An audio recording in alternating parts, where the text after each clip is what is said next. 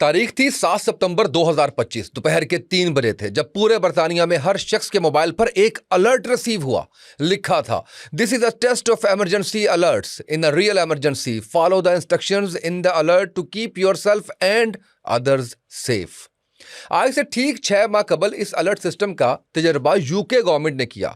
इसका नाम अर्मगडून alert system रखा गया, जिसे हरमजदून कहा जाता है, यानी तीसरी और आखिरी जंग। ये वही जंग है जिसका जिक्र बाइबल में है और अंजील में भी इसका जिक्र है। इस्लाम भी इस जंग से मुतनब्बे करता है। नाजरीन, जिस वक्त मैंने ये खबर सुनी कि यूके ने अर्मगडोन अलार्म सिस्टम को एक्टिव कर दिया है, तब ही मेरी सिक्स सेंस ने अलार्म किया था कि कुछ बड़ा होने वाला है। क्योंकि इस अलार्म सिस्टम पर काम कई साल से जारी था, लेकिन इसको एक्टिव नहीं किया गया था, और अब इसका एक्टिव होना साबित करता है कि दुनिया किसी बड़ी जंग की तरफ बढ़ रही है।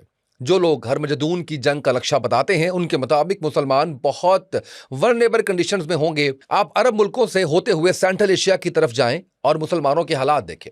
रही सही कसर वाहिद इस्लामिक एटमी ताकत पाकिस्तान और अफगानिस्तान की जंग ने निकाल दी है। दुनिया भर के इस्लामी मुल्कों को पाकिस्तान की दिफाई सलाहियतों पर इतना नाज रहा है कि पाकिस्तान को हमेशा इस्लाम का कला कहा जाता रहा। लेकिन अब पाक अफगान जंग ने यह बात वाज़ेह कर दी है कि इस्लामी मुल्कों में इत्तेहाद नाम की कोई चीज़ बाकी नहीं रही। ईरान पर अमरीका और इसराइल के हमलों के बाद जो रद्द अमल आया है, वो भी बायसे हैरत है। ईरान ने जवाबी हमले किए हैं बहरीन, यूएई, कतर और उर्दन पर, और ये चारों मुल्क भी इस्लामिक रियासतें हैं।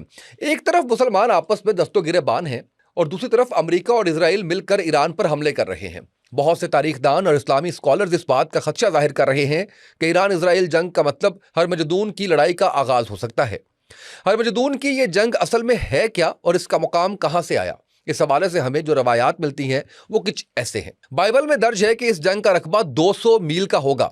ऐसे वक्त में मसीह अलैहि इस्लाम का दुनिया में ज़हूर होगा, जो तमाम ईसाइयों को बादलों पर ले जाएंगे, जहां बैठकर वो इस जंग का नज़ारा करेंगे और उन्हें किसी किस्म का नुकसान नहीं होगा। अंजील के बाब नंबर 16 की आयत नंबर 16 में है ये, सब शैतानी रूहें और दुनिया जहान की फौज सब की सब हरमजदून में जमा होंगी, यानी ये मार्का इजराइल में वाक़या अल-मजीदू की वादी में लड़ा जाएगा। हरमजदून की वादी का सही इलाका गैर वाज़ेह है, क्योंकि मौजूदा दौर में ऐसा कोई पहाड़ नहीं जिसे मजदू कहा जाए।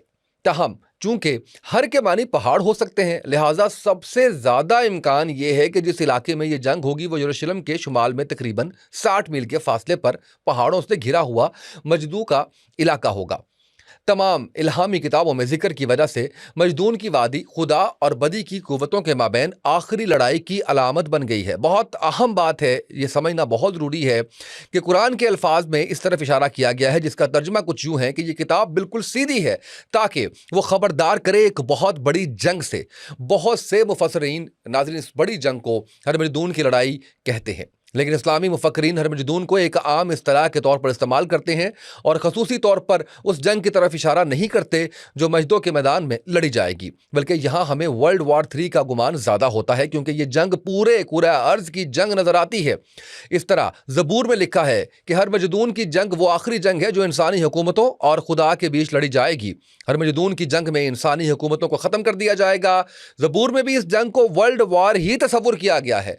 बाइबल में इसकी तैयारी का हुक्म कुछ यूं दिया गया है, कौमों के दरमियान इस बात की मनादी करा दो, लड़ाई की तैयारी करो, बहादुरों को भड़काओ, जंगी जवान हाजिर हों, वो चढ़ाई करें। ए इर्द गिर्द के लोगों, जल्द आकर जमा हो जो। बाइबल में जो इर्द गिर्द से लोगों को जमा करने का हुक्म है, इससे मुराद करीबी रियासतें हो सकती हैं। लिहाजा तीनों इल्हामी किताबों में इस तरफ इशारा है कि हरमजदून की लड़ाई किसी एक खास मुकाम की जंग नहीं, लेकिन ये शुरू फ़लस्तीन की सरजमीन पर ही होगी और फैलते फैलते दुनिया को अपनी लपेट में ले लेगी। अब कुछ बात इस जंग की होलनाकियों की भी करते हैं। रिवायात के मुताबिक ये जंग अचानक और आनन फानन शुरू होगी। हर तरह का असलहा आज़ादाना इस्तेमाल होगा। लातादाद अफराद इस खूनी जंग में मारे जाएंगे। जब अक़वाम अपने नुकसान का अंदाज़ा लगाएं तो 90% से ज़ायद लोग इस जंग में लुक़मा अजल बन चुके होंगे। रसूलुल्लाह सल्लल्लाहु अलैहि वसल्लम की अहादीस में इस जंग की तबाहकारियों का नक्शा इस तरह मिलता है कि अगर एक शख्स के 100 बेटे हों तो उसे मालूम होगा कि 100 में से 99 मारे जा चुके हैं। जमीन इंसानी लाशों से इस तरह अटी होगी कि एक परिंदा जमीन पर खाली जगह तलाश करने के लिए उड़ेगा तो उसे जमीन पर कहीं खाली जगह नजर नहीं आएगी। आखिर एक जगह थक कर और बेदम होकर गिरेगा तो वहां भी लाशों का ढेर होगा जिस पर वो गिरा होगा। इसी हदीस के मजीद अल्फाज हैं कि लोगों का दुख और गम का ऐसा आलम होगा कि किसी को माल गनीमत हासिल होने की भी खुशी नहीं होगी। इस जंग में तबाही इस कदर होगी कि इंसान एक बार फिर घोड़ों ऊंटों पर सफर किया करेगा। ये जंग सिर्फ मजीदौन की वादी तक नहीं रहेगी बल्कि पूरी दुनिया इसकी लपेट में आ जाएगी।